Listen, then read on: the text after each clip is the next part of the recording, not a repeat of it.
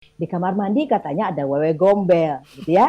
Jangan dibilang nggak ada wewe gombel, cuma imajinasi kamu itu pikiran. Nggak bisa, anak masih kecil kok. Bawa ke kamar mandi, lalu dibantu di kamar mandi, ibunya masih di situ. Lo tanya, gimana sayang, ada apa di kamar mandi? Udah ada papa, mah.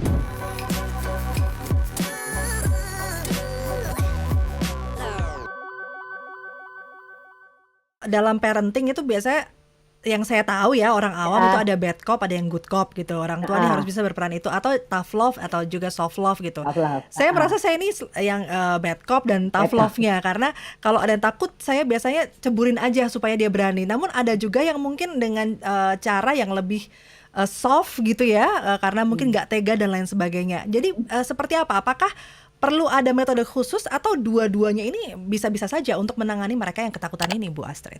Oke, gini Mbak Rara, kita masuk ke teori ya. Iya. Kita masuk ke teori sebentar, nanti baru kita jabarkan. Jadi gini, untuk menumbuhkan rasa berani, anak itu mesti punya rasa saya mampu. Jadi Oke. saya mampu jalan ambil coklat. Kalau kita pakai contoh tadi ya, saya mampu lepas dari mamah 2 meter, gitu ya. Saya mampu pergi ke kamar mandi sendiri. Mm-mm. Saya mampu tidur sendiri. Nah itu Mbak Rara, dia mesti punya rasa mampu. Konsep teorinya namanya self-efficacy, gitu ya. Nah, anak itu masih berada pada tahap usia di mana dia belum bisa mikir abstrak. Jadi kalau dibilang gini, jangan takut, nggak apa-apa, belum nyampe Mbak Rara. Oh.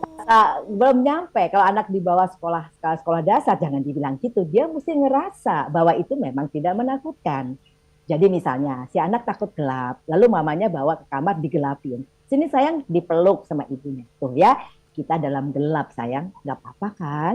Nah coba, sekarang kamu lepas, mama lepas, ya mama masih di sini. Kamu jalan sedikit ke depan. Nah gitu ya, terus anaknya jalan misalnya ya. Nggak apa-apa kan sayang? Suara mamanya masih harus kedengeran, kan situasinya Mm-mm. gelap ya.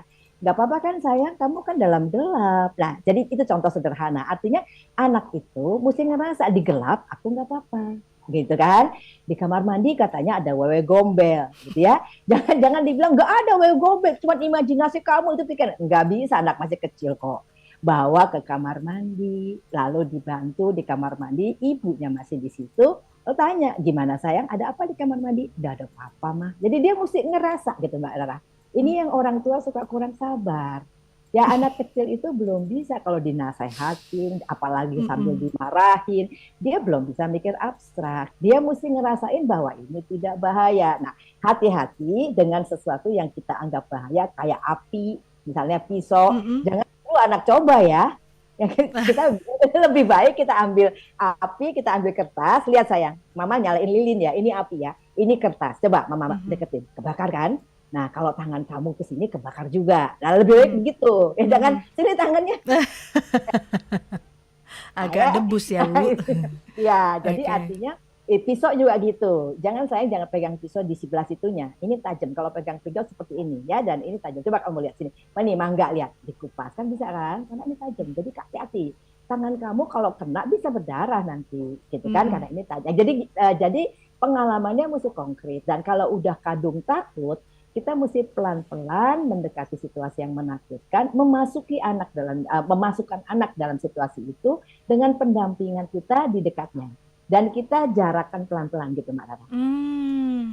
Ya, nah ini kan berarti saya selalu bilang dalam pertemuan-pertemuan parenting ya, bahwa yang paling penting tuh orang tua tuh punya waktu kan, gitu kan Mbak Rara.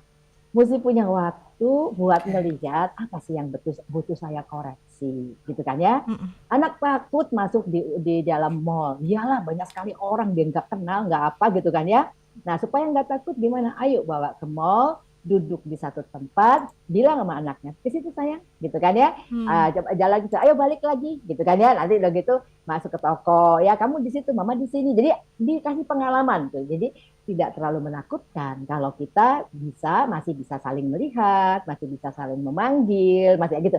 Jadi artinya semua pengalamannya itu mesti dia rasa.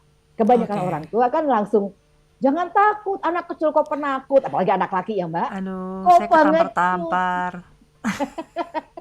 kok pengecut sih anak. Laki-laki nggak boleh takut, nggak boleh nangis. Nah belum Mm. bisa.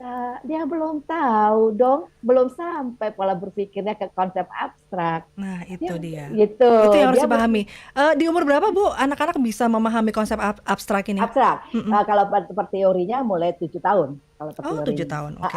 abstrak mulai. Jadi itu berkaitan sama kemampuan berpikir ya, Mbak. Ada Hmm. teorinya, teori Piaget namanya. Nah, dia baru bisa setelah umur 7 tahun ke atas. Oh, Makin oke. sempurna kalau udah 10, 11 makin sempurna ya. Iya, Nah, pasti. tapi kalau sebelumnya dia mesti konkret, Mbak. Konkret operasional. Jadi Soalnya saya kalau selalu bilang, kalau takut hantu, enggak, pocong itu dalamnya orang. Yang kamu lihat di film itu dalamnya orang gitu. iya, ya Mungkin dia mendingan belum bisa Mbak bikin. bayangin ya. Belum bisa. Mbak bikin aja pocong, Mbak suami atau Mbak bikin pocong, lalu lompat-lompat gitu kan. Lalu peluk anakmu dalam pocong. Jadi dia mesti Harus ada mesti contoh konkret. Oke, baik. konkret. Belum Hmm. umurnya belum bisa nangkep. Apalagi kalau Ya. orang tuanya pakai emosi sambil marah, makin Hmm. takut Mbak Rara gitu Hmm. kan. Takutnya jadi double, takut sama yang dengan sesuatu yang dia belum selesai itu dan Oke. belum bisa dia atasi, ditambah takut dimarahin orang tuanya kan gitu kan, Mhm, jadi double mhm. double double. Nah, jadi ini mungkin sekalian saya garis bawahi, orang tua tercinta, anak-anak itu jadi penakut seringkali karena kita, gitu kan ya. Oke. Terlalu banyak larangan, nggak boleh ini itu, terlalu banyak informasi yang bikin dia jadi bingung. Ah, Gitu. oke, baik.